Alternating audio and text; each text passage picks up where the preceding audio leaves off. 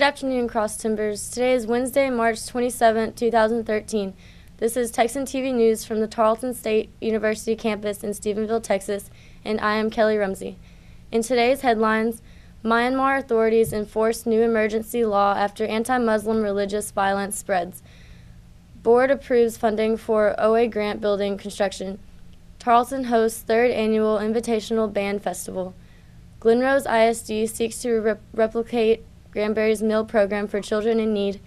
Los Angeles authorities move to Stephenville, newest book signing scheduled at Hastings in April. The University of Texas at El Paso evacuates campus due to bomb threat. Former CIA head David Petraeus makes first public appearance since resignation. Griner leads Baylor in win over Florida State and sets slam dunk record, as well as today's weather. Now for today's top story. According to the Associated Press, Myanmar authorities enforced a dusk to dawn curfew in 3 townships after anti-Muslim religious violence reached new parts of the country, getting closer to the main city of Yangon. The religious unrest began with rioting in one of the central cities a week ago that started with a dispute between a Muslim gold shop owner and his Buddhist customers. State television reported on Tuesday that there were 3 incidents in Bango region, all within 100 miles of Yangon. Official reports used the term religious buildings, but in most cases the targets were mosques. An emergency law known as Section 144 was being enforced in 3 townships, banning marches, speeches, and public assemblies, and imposing a 6 p.m. to 6 a.m. curfew. In campus news, earlier today, the motion to approve the proposed construction to the OA grant building was approved unanimously by the Texas Higher Education Coordinating Board. Dr. Octavio addressed the board on the needs of why construction needed to be done on the building. Dr. Octavio discussed that the nursing and animal science programs were growing rapidly. The main concern about the proposed construction was that Tarleton isn't utilizing their room space well for classes. Dr. Octavio said, "We may not have monitored those class capacity issues as closely as we should. We have had some small classes in large rooms. What we are doing now is requiring those rooms to be used much more effectively than in the past." Texan News Service staff members Ian Troub and Chelsea Sepolio reported live on this meeting. Also in campus news, Tarleton is hosting the 3rd annual Invitational Band Festival today and tomorrow.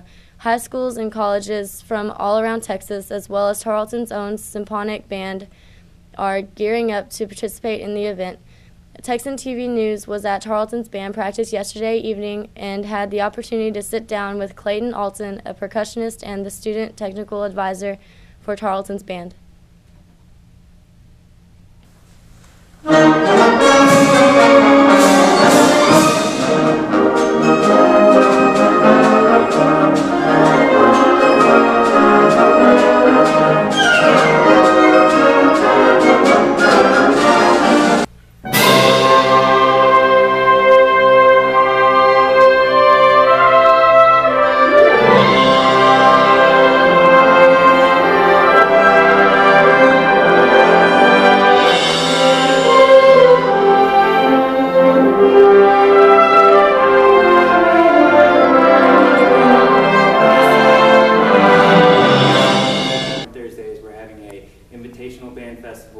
Where we have all these high school bands from all over the area come out and they perform for these judges, and they get critiqued, and they have clinics with the judges, and then they're ranked from top band and so forth. And the whole concept of this is for band students to be able to have another person in front of them besides their actual band director, so that they have more exposure. They get somebody else's point of view on how the music is being played, rather than just that same person that they see day in and day out. And that alone is one of the most vital parts of any music program anywhere, because it's all about who you know and what that one person has to say. It's not just what you think; it's what everybody thinks, and that's one of the basic ideas for this. That's why they brought in Hazo as our guest composer and guest conductor, because he's one of the top persons in the classical field that our band program is based on. The event is going on in the Clyde H.N. Wells Fine Arts Building today until 7:30 p.m. and tomorrow from 9 a.m. to 6 p.m. Tickets are $5 and admission is free with a Tarleton ID. In regional news, John Michael, a Southern California author of Breathe, Sarah, Scars, and others, recently moved to Stephenville as foreman for a local custom home painting business. In an interview with Texan TV News, Michael says his first passion is his writing. An accomplished musician and guitar player, he incorporates his knowledge of music into some of his books and characters. A book signing coming up on April 20th will take place at Hastings Entertainment Store from 1 p.m. to 4 p.m. for his newest book titled Something Wicked. He is working on the manuscript for his next thriller October 6th at his home in Stephenville. According to the Glen Rose Reporter, the Glen Rose ISD Trustee Board is in the beginning stages of implementing a new program. The trustee committee became aware of a backpack program in Granbury where churches were helping local schools provide children in need with some meals. Rainbow Baptist Church pastor Brad Reedy helped bring all of the Glen Rose churches together to start funding and establish a program. The program called Tiger Totes will start this school year. The Tiger Totes program's goal was to serve 20 students and provide them with food that would last the weekend. Stevenson said they have been helping around 5 families per campus and have not had to turn anyone away because of the strong support they have received. The program is available to children under the age of 18 and costs $15 per child each month. All of the funding is sponsored by the churches of Glen Rose. And now today's state, national, and sports news from the Associated Press. In state news, the University of Texas at El Paso evacuated its students yesterday due to a bomb threat on its campus.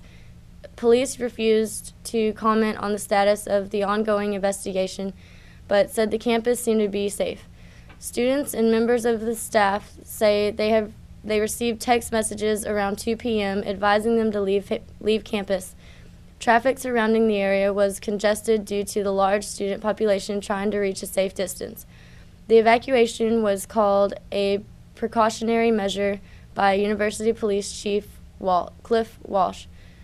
The Associated Press notes that similar threats have occurred at universities across the state, including the University of Texas at Austin, Texas A&M University, as well as Tarleton State University. Classes at El Paso are expected to resume tonight. In national news, for the first time since resigning as head of the CIA, David Petraeus made a public appearance. He delivered the keynote address last night to some 600 people at the annual ROTC dinner at the University of Southern California.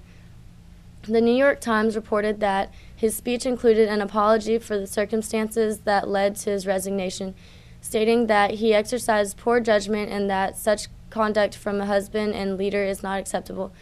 Officials say they admire him, calling his contributions during the war on terror heroic. Crisis communications expert Michael Levine says he expects Petraeus to restore his reputation if he continues to show remorse and humility. Petraeus resigned from his position in the CIA after he was found to be involved in an extramarital affair. In sports, last night's game between the Lady Bears and Florida State was Brittany Griner's last home game, and she delivered, becoming the first woman to score 3 dunks in one game. The Lady Bears have a 34-1 record after ending the game with a score of 85 over Florida's 47. The 4th time in a row they are in the 16th round of the NCAA. Former President George W. Bush attended the game, cheering from the front row. Griner's first one-handed slam dunk came with just 4 minutes left in the first half.